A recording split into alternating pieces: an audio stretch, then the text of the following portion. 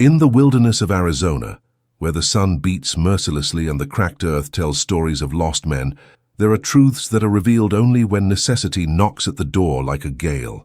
Derek had ridden for 3 days straight, fleeing a sandstorm that engulfed half the county. His eyes were burning, his throat was dry as ancient parchment, and his horse showed clear signs of exhaustion. When he saw smoke rising from a chimney on the horizon, he knew that this might be his only chance of survival. The property stretched across acres of manicured land, a green oasis in the midst of the inclement desert. The main house was solid, built of dark wood and stone with a wide veranda that offered generous shade. Organized corrals housed healthy cattle, and an artesian well promised fresh water. Everything there breathed prosperity and care, something rare in those lands forgotten by God. Derek dismounted near the entrance, his trembling legs barely able to support him.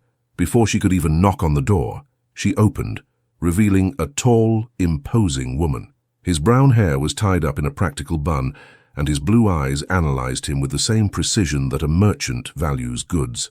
She wore simple but well-groomed clothes, and her calloused hands told the story of those who work the land. "You look half dead, outsider," she said in a firm voice, showing no surprise or fear. "Sarah, bring water to his horse," he shouted over his shoulder. 4 other women emerged from the house, all sharing the same impressive stature and striking presence. It was as if the earth itself had shaped a family of gentle giants, each with distinct characteristics, but united by an invisible force that seemed to emanate from the very soil they walked on. The youngest, who Derek assumed was Sarah, ran to the well with a bucket. The second had hair golden as ripe wheat, and carried a rifle with the naturalness of someone who was born with it in her hands. The third had black braids and eyes that seemed to hold ancient desert secrets. The fourth maintained a more reserved posture, watching Derek's every move as if she could read his soul through his gestures. "My name is Margaret," said the first woman, walking down the steps of the porch. "These are my sisters, Sarah, Rebecca, Catherine, and Ruth. You can stay tonight, but you'll have to work for the accommodation." Derek nodded, too grateful to question any conditions. His experience in the West had taught him that genuine hospitality was more precious than gold, and these women offered something he hadn't found in months, a place where he could let his guard down, even for one night. As they tended to his horse and offered him fresh water, Derek observed the peculiar dynamics of that family. Each sister performed her function with military precision, but there was a natural harmony in her movements, as if they were part of a silent symphony that he was only beginning to understand.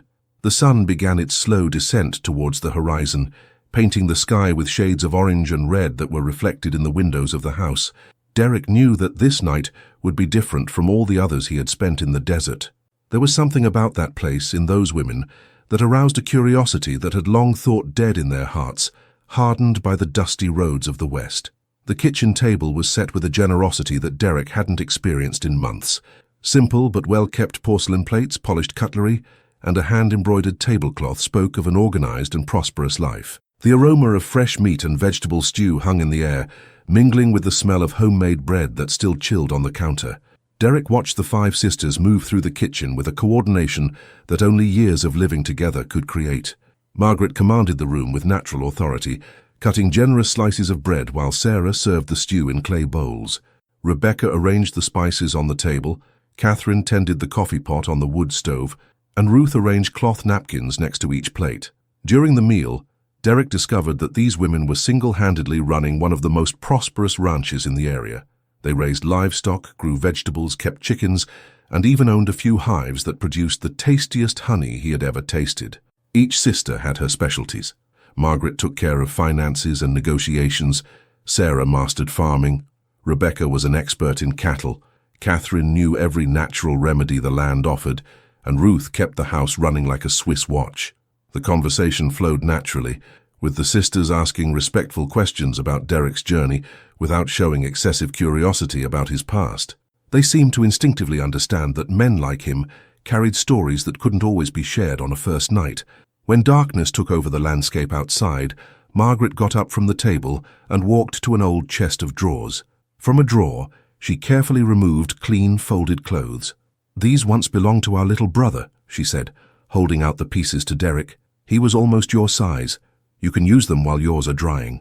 Derek gratefully accepted the clothes, noting the good quality fabric and careful patches that spoke of caring hands. There was something touching about the generosity of these women, a genuine hospitality that contrasted with the harshness of the outside world. Sarah showed him the way to a small but comfortable room upstairs. The bed had clean sheets and a woolen blanket that promised warmth during the cold desert night. A basin of fresh water waited on a simple chest of drawers, along with a soft towel and a piece of handmade soap that smelled of lavender. Through his bedroom window, Derek could see the stars shining with an intensity that only existed in the heart of the desert. The full moon illuminated the fields and corrals, creating long shadows that danced softly with the night breeze. It was a vision of peace he hadn't experienced in a long time. As he prepared for bed, Derek reflected on the strange sense of security that this place offered him. There was something about the five sisters that went beyond simple hospitality. They possessed a quiet strength, a confidence that came from those who learned to survive and thrive in lands where many men had failed. The distant sound of cattle moving in the pastures and the whisper of the wind through the trees created a nocturnal symphony that soothed his restless soul. For the first time in months, Derek closed his eyes without the constant vigilance that characterized his nights on the road, allowing himself to rely on the protection of those solid walls and the inexplicable kindness of his hostesses. Dawn at the Five Sisters Ranch was accompanied by a symphony of sounds that Derek had forgotten existed. The crowing of roosters mingled with the distant mooing of cattle, while the morning wind whispered through the fields of corn and oats. Through his bedroom window, he watched Sarah walking among the rows of vegetables, checking each plant with the care of a dutiful mother. When he went down to the kitchen, he found Margaret already preparing breakfast. The table was set with the same generosity as the night before: fresh eggs, thick slices of homemade bacon, golden toast, and berry jam that sparkled like rubies in the morning light. The aroma of strong coffee hung in the air, promising energy for a hard day's work. During the meal, Derek found out more about the extraordinary story of those women. His parents had established the ranch 20 years earlier, battling droughts, storms, and bandits until they built a thriving estate.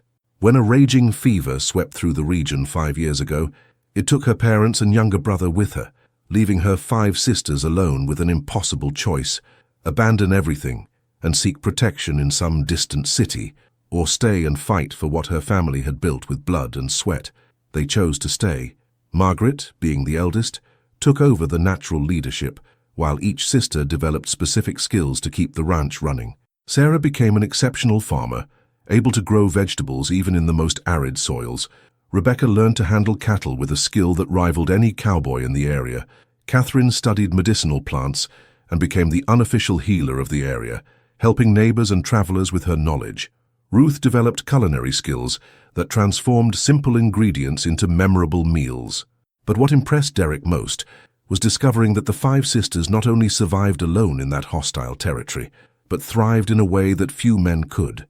They had expanded their businesses, established trade routes with neighboring towns, and gained the respect of farmers and merchants within a 100-mile radius. After breakfast, Margaret invited Derek to accompany her on an inspection of the fields. Walking through the property, he was able to closely observe the result of the hard work and dedication of those women. The fields were arranged with mathematical precision, each crop planted in the ideal location to maximize productivity. The irrigation systems were ingenious, taking advantage of every drop of precious water from the artesian well. In the pens, Rebecca demonstrated her exceptional knowledge of cattle. She identified each animal by name, knew its lineage, and could accurately predict when a cow was about to give birth. Derek watched as she treated an injured bull with a mixture of firmness and gentleness that calmed the wilder animal. Catherine showed him her medicinal herb garden, a veritable treasure trove of botanical knowledge. Each plant had its specific purpose, some to heal wounds, some to reduce fevers, some to soothe headaches, and others to strengthen the system. She explained how she had learned from her mother, and then expanded her knowledge through careful experiments and patient observation. Sarah took Derek through the cultivated fields, explaining the crop rotation techniques that kept the soil fertile year after year. His eyes shone with genuine pride as he showed off the perfect rows of corn, beans, pumpkins, and potatoes. Each plant received individual attention as if it were a beloved member of the family. Ruth, in turn, kept the house functioning as the heart of the ranch. In addition to her exceptional culinary skills, she managed supplies, organized household finances, and maintained correspondence with suppliers and customers. His desk was always arranged with military precision, each paper in its proper place. During the day, Derek worked alongside the 5 sisters, repairing damaged fences, carrying hay, and helping with tasks that required physical strength. He was impressed by the efficiency and determination of each of them. They worked at a steady and decisive pace, without unnecessary haste, but without wasting time in idle conversation. As the sun moved toward the horizon, Derek realized that he had witnessed something extraordinary. Those 5 women were not just survivors. They were pioneers in a true sense of the word. They had created a model of life that defied all conventions about what was possible in this wilderness. When night came, Derek sat on the porch with Margaret, watching the stars appear in the dark sky.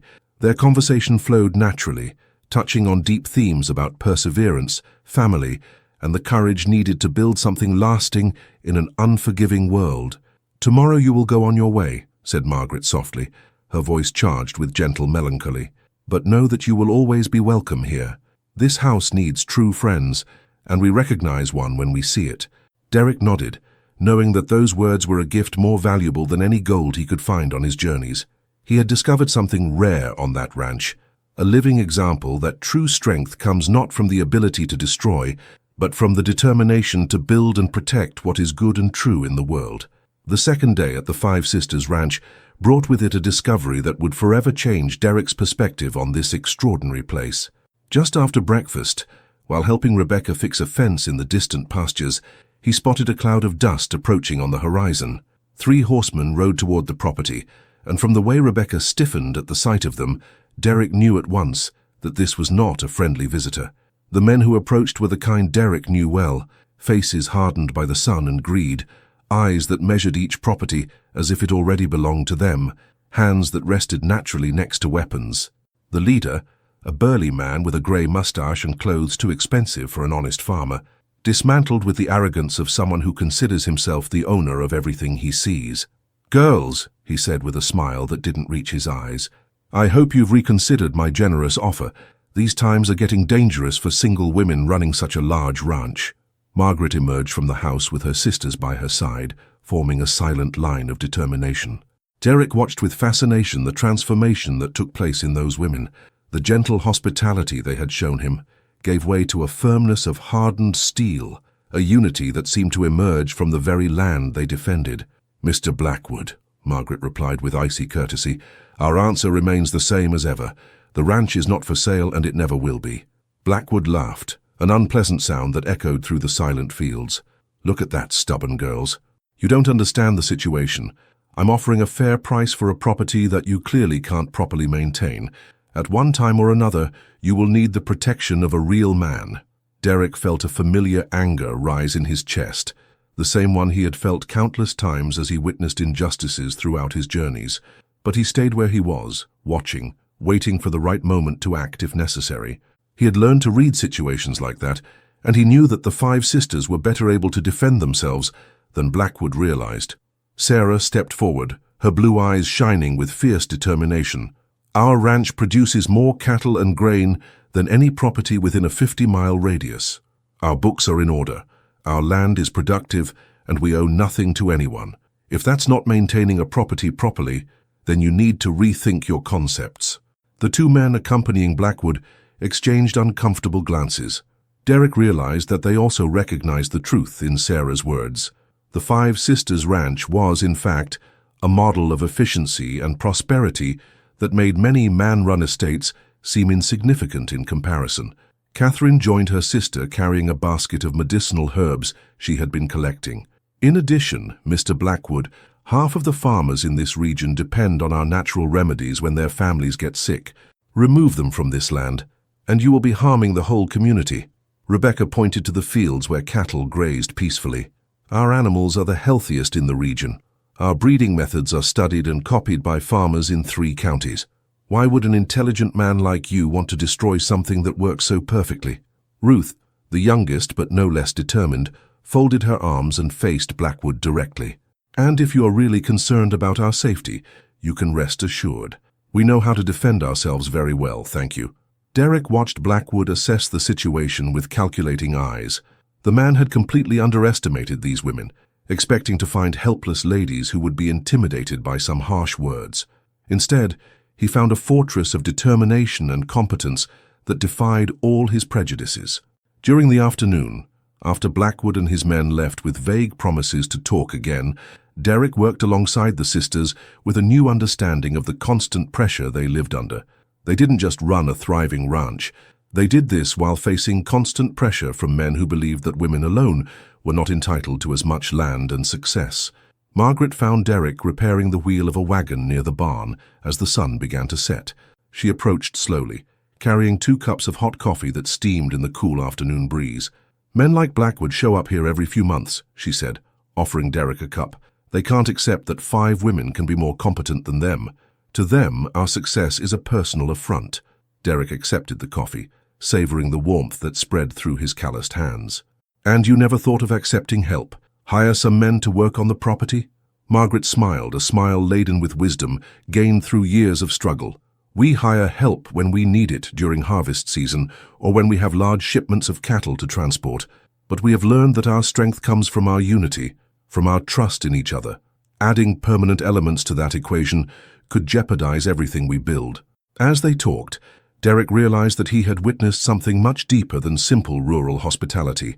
These 5 women had created a model of life that defied the social conventions of their time, proving that determination and competence do not know gender. They weren't just survivors, they were true pioneers, paving the way for a new way of thinking about capability and leadership in the Wild West. Night fell softly over the ranch, bringing with it a sense of solidarity that Derek had never experienced.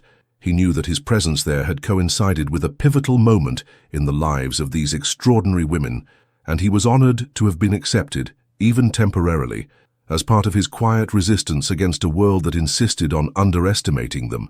The third dawn brought with it the certainty that Derek would need to go his way. His original journey had been interrupted by the sandstorm, but now his horse was rested, his clothes cleaned, and his soul renewed by 3 days of genuine hospitality. Most importantly, he had discovered something that would forever change his perspective on courage, determination, and the true meaning of family. Over breakfast, prepared once again with the characteristic generosity of the 5 sisters, Derek watched each of them with new admiration. Margaret mentally organized the day's chores while serving golden pancakes. Sarah checked the weather conditions through the window, planning the work in the fields. Rebecca was arguing with Catherine about a treatment for a cow that had shown signs of weakness the night before. Ruth packed extra provisions in a leather bag, insisting that Derek carry enough food for several days' travel. After the meal, Derek walked through the fields one last time, etching in his memory every detail of that extraordinary place. The cornfields rippled gently in the morning breeze, the perfectly aligned rows testifying to Sarah's meticulous care. The cattle grazed peacefully in the green pastures, healthy and well cared for thanks to Rebecca's expertise. Catherine's medicinal herb garden exuded aromas that promised healing and relief for those who knew how to use them properly. When it was time to say goodbye, the 5 sisters gathered on the porch of the house, forming an image that Derek knew he would carry with him forever. Margaret approached first, holding out a small leather bag. "A few coins for your journey," she said simply, "and a detailed map of the region in case you need to return here." Derek tried to refuse the money, but Margaret raised her hand in a gesture that was open to no discussion. "You worked for 3 days. This is your fair pay. In addition, we want to make sure that you can reach your destination safely." Sarah then approached, carrying a bag of carefully packed seeds. "Seeds of our best vegetables," she explained with a shy smile. "If you decide to settle somewhere and want to start a vegetable garden, these varieties grow well even in difficult soils." Rebecca handed him a small bottle of horse medicine. "To your 4-legged companion," she said, stroking the snout of Derek's horse. "This tonic strengthens the animals during long journeys. A few drops in water once a week." Catherine offered a small leather case containing dried medicinal herbs and handwritten instructions. "For minor wounds, headaches, and digestive problems," she explained in her soft voice. "You never know when you might need it." Finally, Ruth approached with a carefully prepared package. "Food for a week," she said, her eyes shining with unshed tears. "And some written recipes in case you want to try cooking on your own." Derek was silent for a long moment, holding on to the gifts that represented much more than simple provisions. Each item was an expression of the genuine care of these women, a demonstration that he had been accepted not only as a guest, but as a true friend. "You gave me so much more than hospitality," he said finally, his voice charged with sincere emotion. "You have shown me that there is genuine goodness in this world, even in the most unexpected places." Margaret smiled, an expression that lit up her entire face. "And you showed us that there are still men of character out there, men who know how to recognize and respect strength when they see it, regardless of where it comes from." Derek mounted his horse, adjusting the provisions in the saddlebags. From the top of the saddle, he looked one last time at the ranch of the Five Sisters, etching in his memory every detail of that extraordinary property: the solid and welcoming house, the green fields, the well-organized corrals, and especially the 5 women who had transformed a hostile piece of the desert into a living demonstration that determination and unity can overcome any obstacle. As he rode away, Derek carried with him more than provisions and souvenirs. He brought with him a new understanding of courage, an expanded definition of family, and the certainty that he had witnessed something rare and precious. The 5 sisters weren't just survivors of the Wild West. They were builders of a better future, pioneers of a new way of living that defied all conventions. The sun rose slowly in the cloudless blue sky, promising another day of intense heat in the desert. But Derek rode with his heart warmed by memories that no storm could erase. He knew that no matter where his journeys took him, there would always be a place in the world where he would be welcome, where 5 extraordinary women would continue to prove that true strength comes not from the ability to conquer, but from the determination to build and protect that which is good and true. And as the figure of the 5 Sisters Ranch slowly faded into the horizon behind him, Derek smiled, knowing that he was carrying with him a story he would tell for the rest of his life. A story about how genuine hospitality and quiet courage can turn 3 days into a journey of discovery that would last forever. If you enjoyed this exciting story of the Wild West, don't forget to subscribe to our channel for more adventures like this. Leave your like if Derek and the 5 Sisters touched your heart, and share in the comments which part of the story marked you the most.